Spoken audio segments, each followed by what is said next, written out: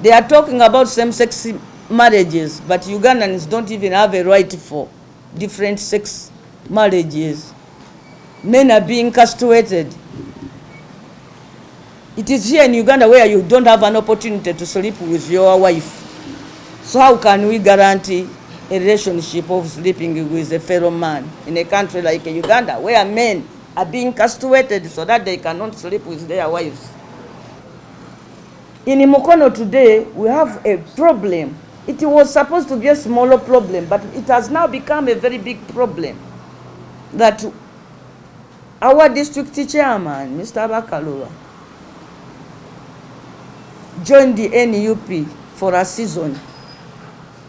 After the elections, he went back to NRM. He has made the district stay without a district service commission for 3 years. For Mukono Municipality, on my own behalf as the MP of that area, and on behalf of all MPs in the metropolitan area, in the districts of Kampala, Mukono, PG, and Wakiso,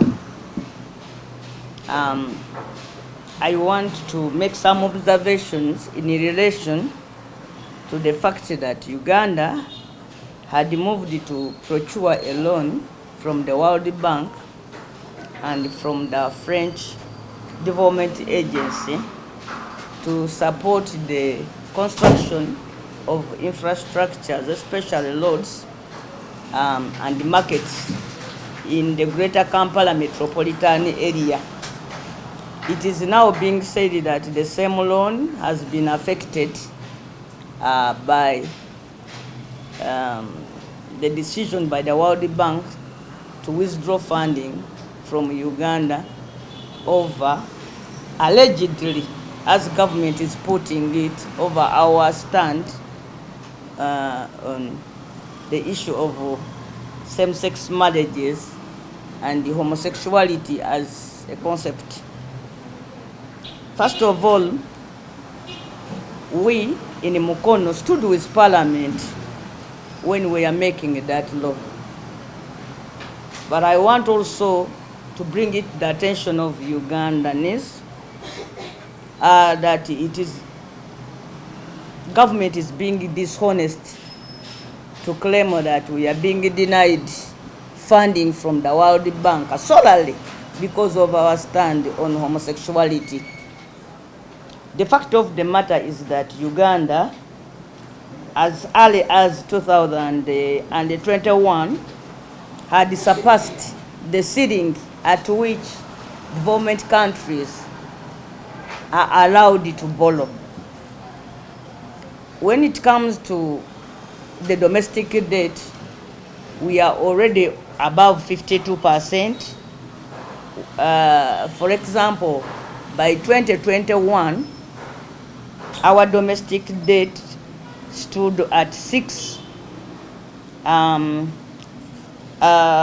was standing at 6.80 trillion, which is more than 1% of the gross domestic product, GDP, initially set as a maximum. We had to go back to the money finance institutions to plead with them, upon which our ceiling was lifted under something called the it is called the SDR, which is issuance of special drawing rights that is given by financing organizations, international financing organizations.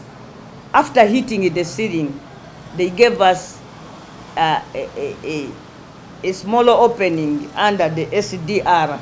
But even then, we have already even surpassed that. So, I want government to honestly come out and tell Ugandans that as much as we attracted a friendly relationship with those international financing organizations over our stand on homosexuality, the other fact is that Uganda is so indebted that various countries now fear to go into any debt relationship with us. This coupled with the fact that there is gross financial indiscipline in the country. I hope all of you have heard Mr. Museveni of recent saying that if the World Bank is not going to extend loans to us, we are going to go back and exercise financial discipline. I hope you have heard that. That means that Mr. Museveni has accepted that over the time there has been gross financial indiscipline in the country. In the actual sense, we might even say that the World Bank's action is a veiled opportunity to Ugandans for us to consider ourselves how far we are with loans. It has come to a point that we have mortgaged the whole country now. The roads we are using in Uganda have been constructed with loans that are to be paid in 50 years' time. This means that basically we are using money, funds that are going to be paid for by our grandchildren. Many of us will not be among taxpayers in the next 50 years' time. But for each and everything, including smaller things like building markets, markets were supposed to be built using local revenue. Not even national revenue, but locally generated revenue from imposer, trading licenses and permits by local authorities. But today, you find that we borrow money even for simple things like teaching Ugandans how to grow cassava. Even smaller things like constructing stores in the markets. Even for small things like buying desks in classrooms. And let me tell you, the government of Uganda is now borrowing from commercial banks to pay salaries of government workers. And how many are they? As we stand today, Uganda has about 300,000 employees. But we cannot even pay them. It is even a shame that Uganda does not employ, Uganda as a state does not even employ 1 million Ugandans. It employs about 300,000. But even to pay those, we need to go to commercial banks. And by going to commercial banks, we are putting the interest loan so high for other business people. And when they compete, if you are competing with your own government in a commercial bank for loan, that means businesses will be collapsing. And as businesses collapse, our tax, the nationally, locally generated revenue is going to go down. That explains the poverty in the country. But all of this has been caused by indiscipline, not homosexuality. Let Ugandans be told the truth that we are not suffering because of our position on homosexuality. We are suffering because of financial indiscipline in this country.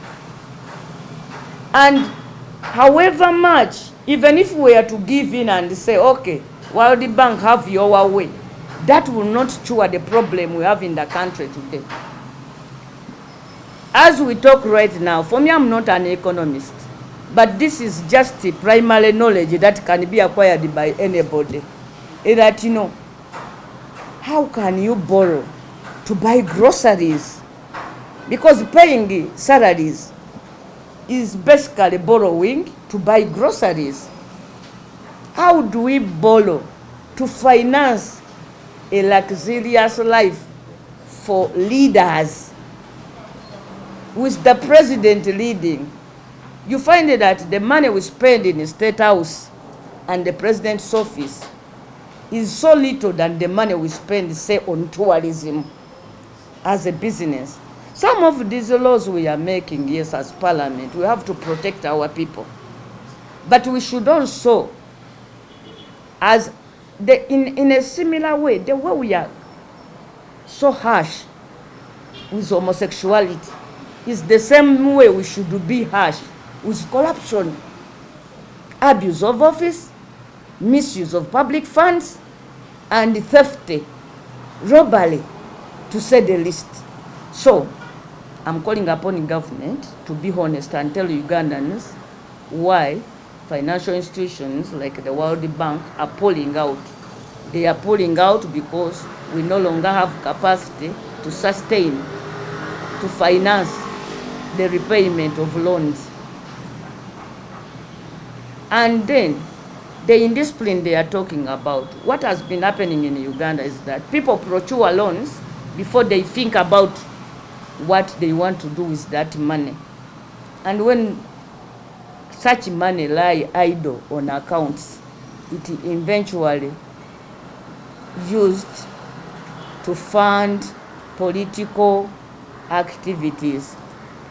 Uganda today is preoccupied with only one thing: financing all activities that are meant to secure Mr. Museveni's presidency, most probably, and that of his son and grandchildren, because the country now is being driven into a presidential monarchy like it is in North Korea. So everything else is secondary to Mr. Museveni. The only priority we are funding as a country today is funding Mr. Museveni in Museveni's presidency. So, yes, Mukono and the other metropolitan districts had been promised that big project of working on roads. For us in the Mukono Municipality, we had been promised that we shall benefit with the construction of the Mukono Central Market and about 65 kilometers of tarmac roads. This money was coming minus compensation to our people. They wanted to construct roads without compensating the people on whose land such roads were going to pass. All this we had agreed because, yes, we are so hard up when it comes to roads. But I want to ask the government, Kampala, Mukono, Mpigi, and Wachiso pays 75% of the national taxes. All the money that is collected by Uganda Revenue Authority, 75% of that money comes from Mukono, Wachiso, Mpigi, and Kampala. Uganda pays the 25%. Now I want to ask whoever is in charge of planning for this country, if you have an area that gives you 75% of your national domestic revenue, how do you treat that area? In any case, you are supposed to treat that area as a priority. Mukono, Wachiso, Mpigi, and Kampala should not wait for loans. We are supposed to get money from the local taxes because we are the we are the area that gives Uganda the taxes that we use for all other things, even including repayment of loans. So if you have a cow that produces more milk and then you postpone its feeding to a day when you will get some grass from the neighbor's place, is that fair? This project should not be stayed just because World Bank has pulled out. Uganda should find the money to work on the roads in this metropolitan area. Otherwise, if we don't improve, for example, the transport system in the metropolitan area, the country is going to suffer more in terms of domestic revenue. And that will make our condition worse. So for me, Uganda has been borrowing. Today, we owe the world 80 trillion shillings. I want to ask government, why has it taken them so long to appoint a date for the construction of the Greater Kampala metropolitan area roads? Why has it taken them so long? Why did it had to wait up to a time when we had made the law against homosexuality? I want to believe one thing, that government, there's no political will to fund the development of this area. Why? Because of its voting pattern. It's not about the World Bank. It's about lack of political will to develop this area. We are being punished because the people in this area vote for the opposition. In Mukono have basically become the government. It takes me personally. Even the civil servants in Mukono have told me that we are not supposed to work with you. If we are to retain our jobs, we are under instructions not to cooperate and work with you. Even when I mobilize the community for self-help, these people can't work with me. They keep away. At times, where we have mobilized the people successfully to work on our roads,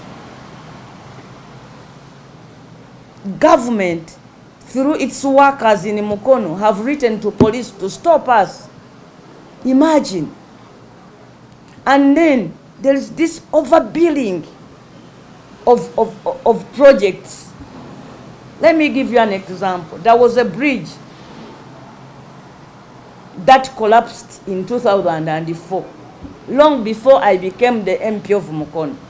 Since then, the people of Reza have been pleading with government, both the local and the central government, to reconstruct the bridge, and they have failed. Recently, I decided to mobilize my people to work on this bridge under self-help Bulungi Bwansi. The project was costed at 634 million by the town engineer, but it costed us 120 million to put it back, and this time in much better form. So you can see this, that for the work they cost at 634 million. When we take it up as residents, it costs us 120 million. So I want to put it on government, and I'm demanding that Mr. Museveni and his people become, for once, let them be honest. You cannot treat an area that gives you 75% of the taxes like the way they are treating us. Markets have been built everywhere under Matip, apart from Mukono. Street lights under various government programs have been raised even in very small towns, apart from Mukono. This is obvious.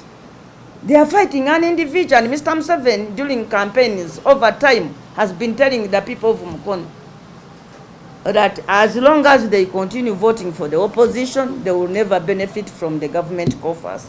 Let me ask you, why does he collect taxes from Mukono?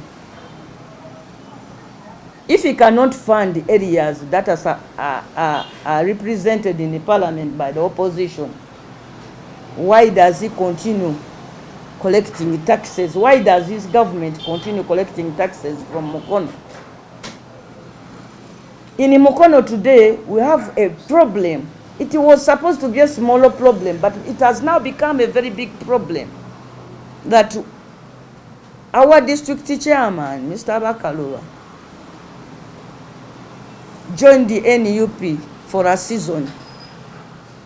After the elections, he went back to NRM. He has made the district stay without a district service commission for 3 years. We have appealed to government. Children are going to school and they don't have teachers. We don't have medical workers that are supposed to be recruited through the districts. Mukono district, Mukono municipality don't have a district engineer. As we talk right now, we don't have a district engineer. We don't have a municipal engineer, just because we don't have a district service commission.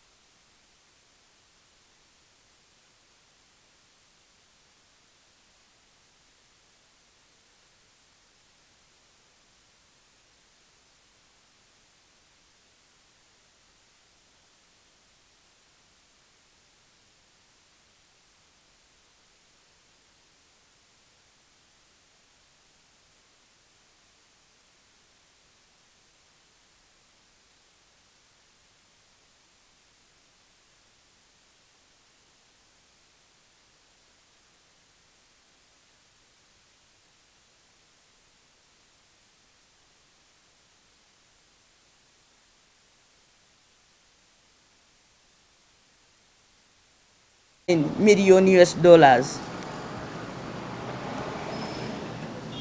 Further to that, World Bank has another set of 30 active projects under health, agriculture, education, roads, digitalization of the public sector, and the support for the refugees at a tune of 9.363 billion shillings. So, the projects that were in pipeline were worth a poor 4.43 million US dollars.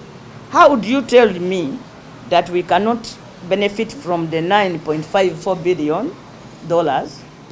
We cannot benefit from the 178.9 million US dollars. We cannot benefit from the 9.363 billion US dollars, but we are supposed to benefit from the 4.4 million US dollars. Is that fair? It is not fair. It is being dishonest. Mr. Museveni is not telling the truth. Yes, we know that the World Bank people were offended by our position on homosexuality, but that is not all. There are other issues. And the fact that areas like Mukono, Mpigi, Wakiso, and Kampala are being denied funding is for political reasons other than lack of funds. So I want to encourage the people of Mukono, Wakiso, and Mpigi not to back off. We shall not give in, because they always say go and lobby. And do you know what they call lobbying? It is to switch sides.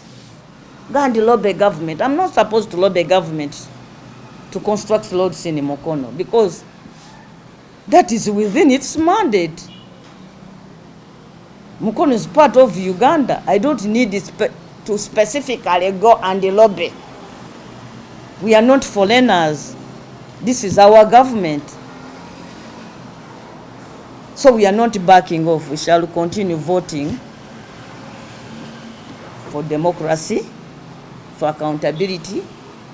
We shall not support the corrupt just because we want them to give us some of the crabs of their big loot. We shall continue standing with NUP and the other forces of change, with or without funding. I want to encourage my people to know that power belongs to us at the end of the day. Even if each one of us was to contribute 5,000 shillings, we would construct a road. We have been doing this over and over.